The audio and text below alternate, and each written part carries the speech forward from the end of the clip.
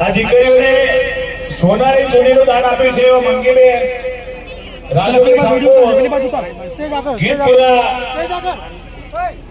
એમને તાળીઓના ગણગણાટથી વધાવશું.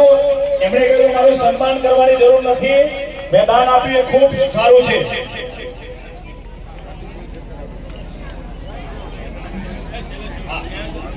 વિનોદનું સન્માન હાર્દિકભાઈને વિનંતી. હાર્દિકભાઈ વિનોદનું સન્માન કરશો.